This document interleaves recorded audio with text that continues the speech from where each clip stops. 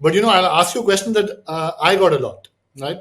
When I wrote that book, and I'll mention. So I used to work at McKinsey, Mhm. both in New York and DC, both in the public sector and private sector clients, and of course, companies are very used to thinking of competitive strategy.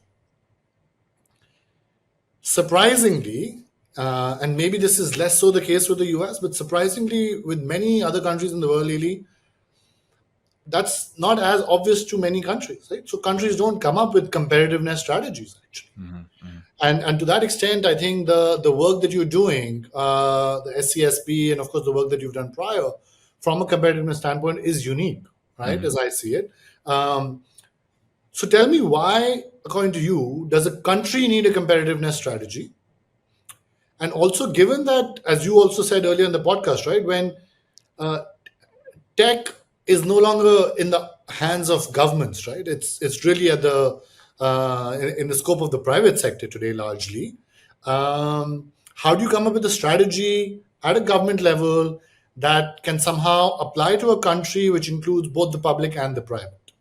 No, these are great questions, and I think, look, I don't think anybody has gotten this right yet, and I think it's okay, because here's the thing. Look, we were used to the Cold War mentality thinking, in which government and innovation happen inside government, right? In the United States, at least, most of the innovation happened in government labs, Yeah, um, or universities that were directly or indirectly funded by government, funded right? by And there was a big geopolitical factor for us to innovate and out innovate Soviet Union, because there was a big, we didn't call it a competition, but it was a Cold War, yeah, two ideological competitions happening globally, right?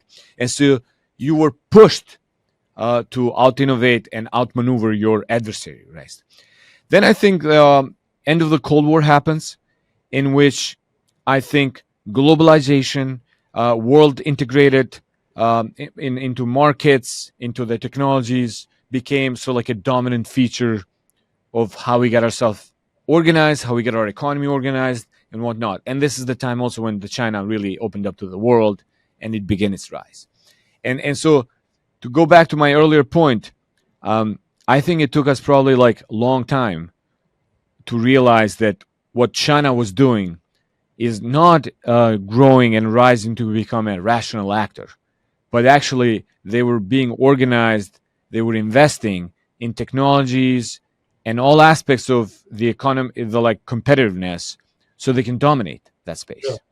And so if you look at the deployment of 5G globally, I think that was probably a Sputnik moment for a lot uh, on the government side. And I was inside the government during that time, in which you have a technology that is developed by private sector on our system, but it's not getting a lot of attention. And on the China, you have an understanding that we're talking about the future of connectivity, future of digital infrastructure, future of data flows, and they have a company or a handful of companies that they're going to subsidize and yeah, help them deploy globally. yeah, So when you look at the world map, it yeah. was at that time when we were looking at that world map, it was predominantly red. Yep, I have Like, that map in my book. That's right. It yeah, looks exactly. And that's so you know what I'm talking about. And yeah, so I think that was the wake up call. I mean, if I would call it a today's Sputnik moment, that would probably be a Sputnik moment yeah, on yeah, our side, in which you go like, oh, okay, like this is not just about a company that has a remarkable technological advancement in telecommunication, but it's actually a government, political party, a authoritarian regime that is doubling down and it's pushing it around the world yeah, in order for them to build this global connectivity. And ever since then, if you look at it, look, even in 2019-20, Xi Jinping was pretty clear about the list of technologies they are doubling down, investing, and they want to, dominate globally, right? I think 5G was one of them, AI was another one, and it was a list of 9 technologies. And I remember when Eric called me, I was like, "Hey, what is the United States list of technologies that we want to stay ahead?" yeah. And I didn't have the list We because don't I have was it. working on AI. Our system is designed in that way this goes back to my other point, is like we're not designed as a government to do net assessments, you know, or technological net assessment. We did net assessment, and we just published last week our latest updates on the technologies that we are ahead or the China is ahead and the one that are contested. But our government was not positioned to do a net assessment of technologies. We traditionally, during the Cold War, did the military net assessment, in which you knew how many tanks Soviet Union has versus us, aircrafts, Navy carriers.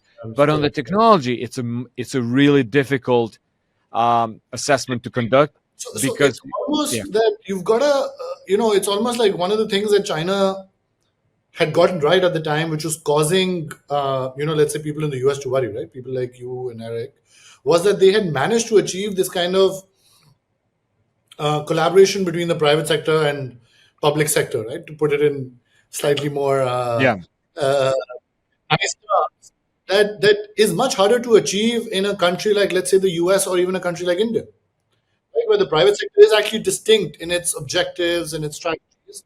Government, where there they were able to achieve that for reasons endemic to their political structure. How do you think countries like India or the US, which are there's a clear distinction between the private and the public often. How do you manage to blur that line without becoming a China-like yeah, yeah, actor? yeah. No, I mean that's a really good point, and like as you know, we talk about a competitor that has a civil fusion, right? That That's right. their private sector basically will deliver anything to their government or for all sorts of purposes, including military purposes, right? Whereas in our system, private sector has a say in whether they want to work with government or not. And I think that is what makes us special. That's what makes us, a democracy, both India and United States.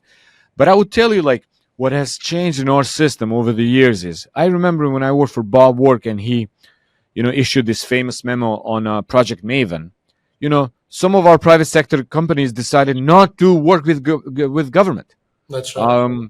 And but I think that has changed over time. And I think what has changed is that China actually helped us there. Because over time, as China was uncovering their real ambition about what they wanted to do with these technologies, number one is their purpose was to control minorities through surveillance techniques and deploying of all these capabilities to do population control domestically and occasionally even export that capability to certain countries. I Yeah. think that was a wake up call for our tech companies. The So that private. was number one.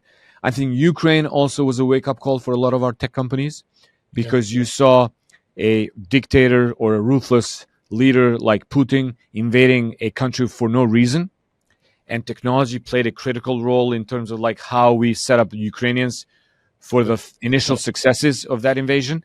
Yeah. So I think it has been a shift in the dynamics. Obviously, if you're a private sector leader and you see that your global market share is shrinking because of unfair economic practices deployed by China, whether or not they're stealing your IP, whether or not they're copy pasting your products and then deploying it subsidized globally, I think that is also a wake up call for the private sector leaders, both in India and United States, to go like, oh, okay, we are in a different competitive environment, Yeah, the and we rules. are facing a competitor that is not playing with the rules of the road set up by the international community by for the last couple of decades.